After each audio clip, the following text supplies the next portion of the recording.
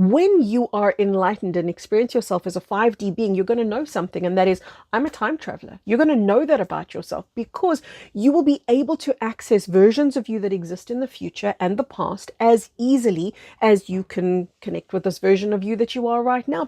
Ooh, baby, today's conversation, there's so much that's got to come into it, but my battery is about to die, and I want to film this before my battery dies. So yeah, let's see how far I can get. We're talking time traveling today. We're talking timeline jumping today, which sounds very intriguing, doesn't it? Timeline jumping, that's nothing more than shifting your reality. To shift your timeline is to shift your reality, is to jump timelines. But let's clear up some misconceptions. When I say to you timeline jumping, I know that sounds, and you're going to imagine yourself in a movie now. You're going to imagine, oh, there's a stream of time and I'm going to jump into it and everything's going to be different. And maybe in this stream of time, I'm rich or poor or enlightened or a doctor or a lawyer or a dentist or something so foreign from the stream of consciousness that I was swimming in just moments ago. And then you can imagine yourself doing this multiple times. Now, the glory of doing that would be that you would be doing it consciously, which means that you would be able to consciously see the contrast between timelines. You do this all the time. But what happens when you do this is you step into that stream and you step into the memory of that stream as if no other memory existed, wiping out all resonance and recollection of all the other timelines. So you're stepping into memory, which makes it appear that the timeline that you're on is solid and consistent and stable and has always been, but actually you've just shifted frequency and are now in a version of you playing in a stream of time that is perhaps the Doctor.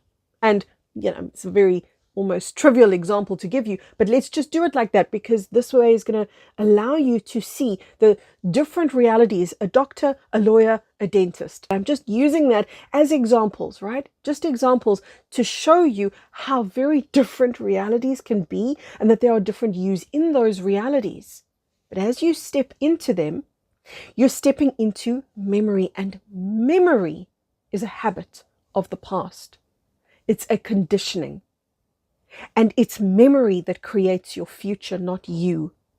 Until you step into the now, you will always be creating your tomorrow from the memory of who you are, who you know yourself to be, in other words, the past.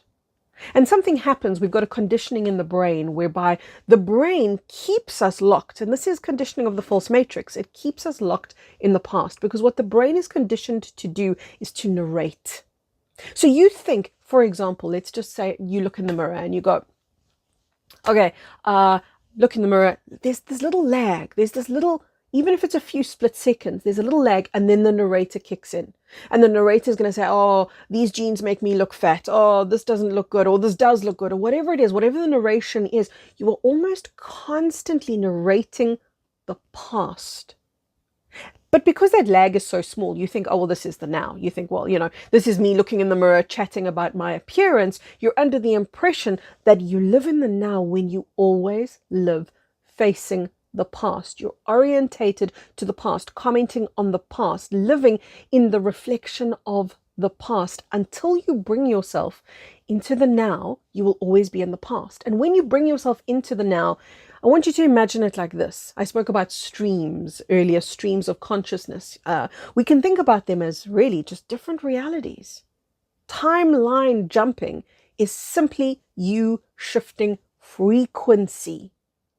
And the truth of it is even more spectacular, and that is you're not jumping anywhere, actually. What you're doing instead is collapsing all other potentials and experiencing one specific one. And what causes that collapse is your consciousness. So where your consciousness is determines what you open your eyes and see, including the time that you open your eyes and see. So in other words, it's conceivable, the potential exists, that you could wake up 100 years in the future or the past. You wouldn't necessarily know it, because Your memory would tell you, I've always been here. This is nothing abnormal. See, memory is the thing that keeps sanity. And it's when memory starts to become unhinged and untethered from that stream that then people say, whoa, I'm feeling a little bit weird. And people also say, am I awakening? Is this a spiritual awakening, or am I going mad? Am I losing my mind? Is there an insanity that's happening? Sometimes all that it is you're losing what it is to be dictated to by your memory. You're losing the jurisdiction that the narrator of the mind once had on you, and you're becoming free.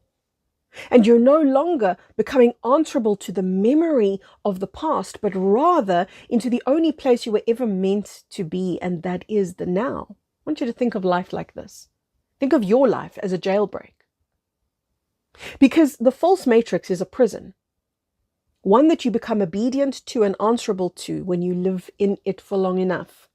And we've lived many lifetimes in the prison of the false matrix. We've come here to break ourselves out of the prison of the false matrix by bringing consciousness into the false matrix itself, melting the walls of the false matrix until we can find ourselves in the now. The false matrix, I've also referred to it many times as the time matrix, because that's what happens in the false matrix. We become glued to one specific time.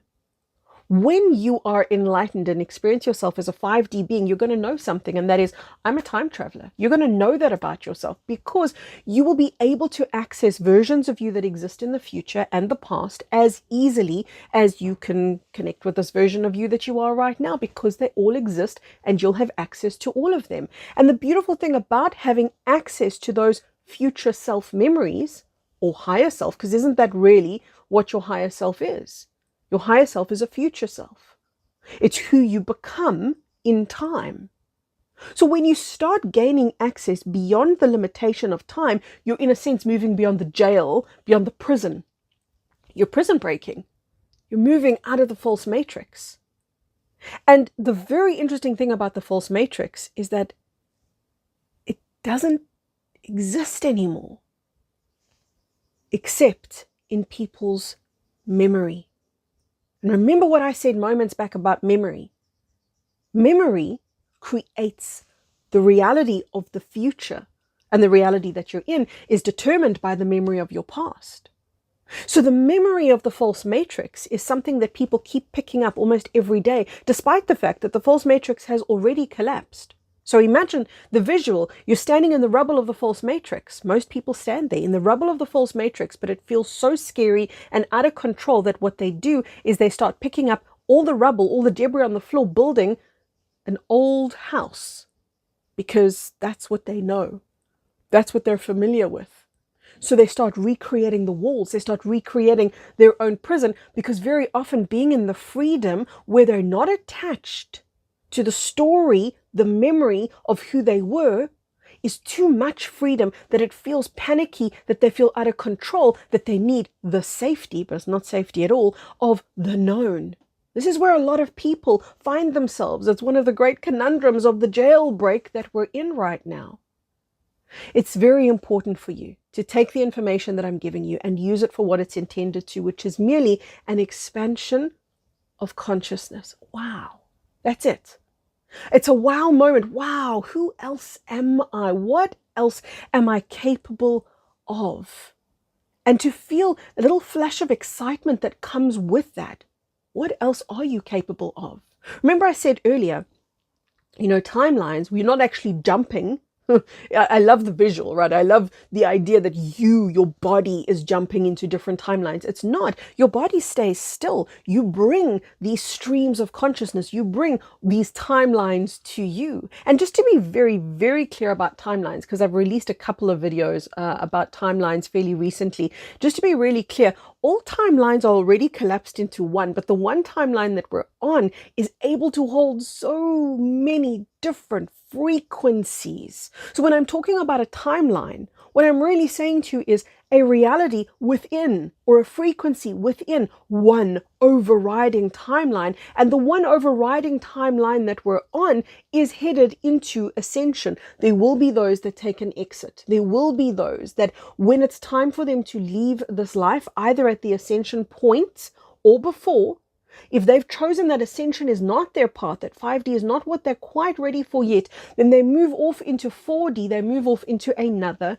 experience, which is going to be another ascension cycle, which is likely to be many thousands of years long. It's not a punishment. When you're an infinite being, thousands of years, this is like me saying, hey, let's go have a cup of coffee. You're not going to go, oh God, 15 minutes of sitting down and having coffee. No, you're going to go, yay, let's go have a coffee. That sounds fantastic. If you drink coffee, and likewise for the soul being, let's go play. Let's go have another jaunt at the ascension window. Let's just do it from outside the confines of the false matrix this time and feel what that feels like. So those people that veer off into the alternate path, remember, one timeline, multiple realities, that's where we are right now. So we are not technically timeline jumping, we are reality shifting. That's the more accurate way to say it. But within the timeline that we're on right now, we have these two paths, these two potentials. One goes to 5D ascension, one goes into a 4D new reality, wherein you're going to get new bodies, new names, just like you did at the beginning of this life. At the onset of this life, you didn't bring in the memory of where you had been. You came in, I want to say fresh and new, but you probably came in like most of us did, old, haggard, and tired from having repeated this so many times. Those veering off into the 4D path are going to be veering off into a new, refreshing experience of reality. Like I said earlier, it's one outside the confines of the false matrix. So that's collapsed. The false matrix, the time matrix, isn't your boss anymore. But it's almost a Stockholm, like a global Stockholm syndrome, where people become dependent on, enslaved to, obedient to the misery. We did this amazing call in my online community. It's call number 119. I think it's 119 on the misery program. And that conversation was so amazing about how we have all been programmed into and obedient to misery, and even derived a sense of self-worth based on suffering and struggle and punishment. We're breaking free from all of that stuff. I can't remember if it was called 118 or 119. So if you're in my online community, go and look in the Plasma Live Call library. Go find that call. It was absolutely life-changing. We followed that up with calls about addiction, about getting out of your own way, how the ego is this boulder that stands in front of you, and you've got to get out of your own way to allow higher consciousness to come through you. There's so much powerful work that's coming in because there's so much high frequency that's coming in at the moment. And that's why I'm doing this conversation with you, because it opens you up to that remembrance of who you are, and to remind you that as you shift realities, you are collapsing all other potentials and bringing your consciousness into this one. But you can go a step beyond that. You can go into mastery now, where you actually bring yourself into the now. My favorite meditation is the deep relaxation. You guys know that. I mention it in so many calls. It might not be your favorite. You might have another one. I know a lot of people love the future self meditations that I do. I love the deep relaxation because it teaches you to get out of the constructs that the mind keeps creating. It teaches you to get out of the narrator. And in that deep relaxation trilogy, for those of you who are interested in it, I will leave a link to it in the video description box below. For those of you who've done the deep relaxation, you'll know what it does. It transports you to a place where the mind is not in control. And then you're a hop, skip, and a jump away from that timeless now, which is a field.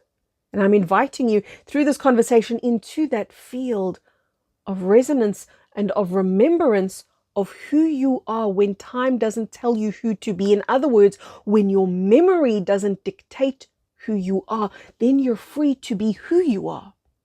And that it's not like you've lost the memory, it's more like you've gained all the memories of all the pasts and all the futures and realized, oh wow, I'm none of them. In fact, I am this totality.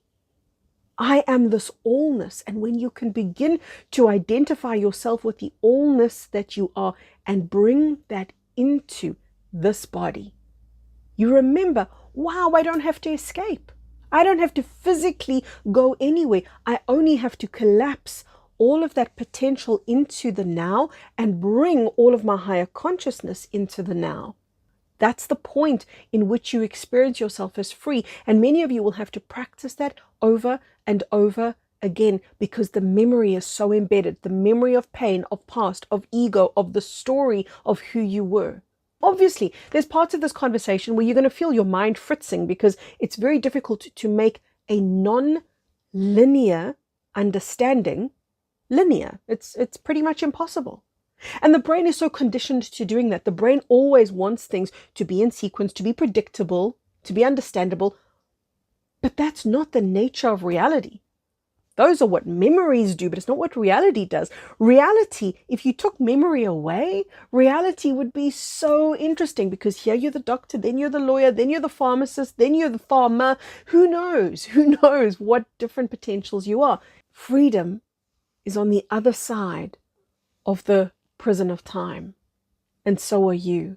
Lots of love, everyone. Bye-bye for now.